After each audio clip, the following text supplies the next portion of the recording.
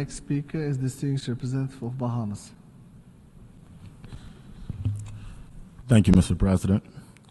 The Bahamas aligns itself with the statements delivered by Uganda on behalf of G77 and China, by Samoa on behalf of AOSIS, and by Belize on behalf of the Caribbean community. From the onset, the Bahamas wishes to congratulate the government and people of Antigua and Barbuda on the successful execution of the 4th SIDS conference. We also take this opportunity to thank and commend the conference preparatory committee, led by its co-chairs, for their invaluable contributions and leadership in this important process.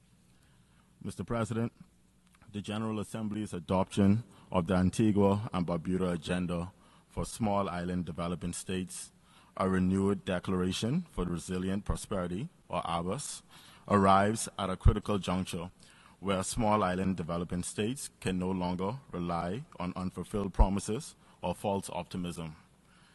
The recent devastating impact of Hurricane Beryl on several CARICOM nations vividly illustrates the detrimental effects of climate change.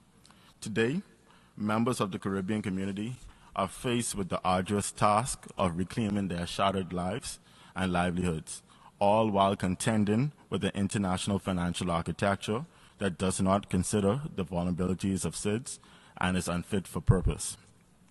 For the Bahamas, and indeed for all SIDS, the ABAS is of paramount importance.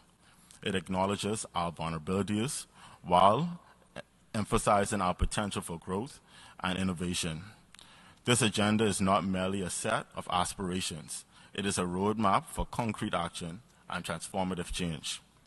We particularly welcome the emphasis on reforming the international financial architecture to facilitate easier access to affordable and concessional finance for SIDS.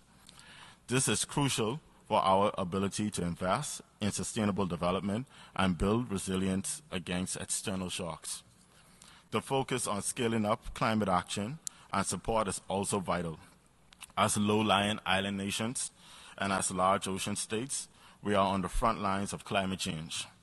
The commitment to accelerate actions towards full implementation of the Paris Agreement gives us hope for a more secure future.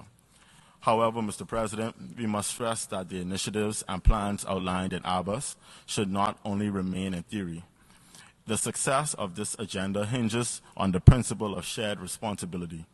We must make a concerted effort to execute all action items outlined in this agenda.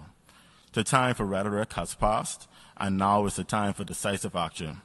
Therefore, the Bahamas calls on all member states, international organizations, and civil society to work collaboratively towards the full implementation of the ABAS. It is imperative that we ensure that the monitoring and evaluation framework is robust and that we hold ourselves accountable for the commitments made in this agenda. In closing, the Bahamas reaffirms its commitment to the successful implementation of the ABAS, and we stand ready to work with our fellow SIDS and international community to ensure we achieve this goal. Thank you, Mr.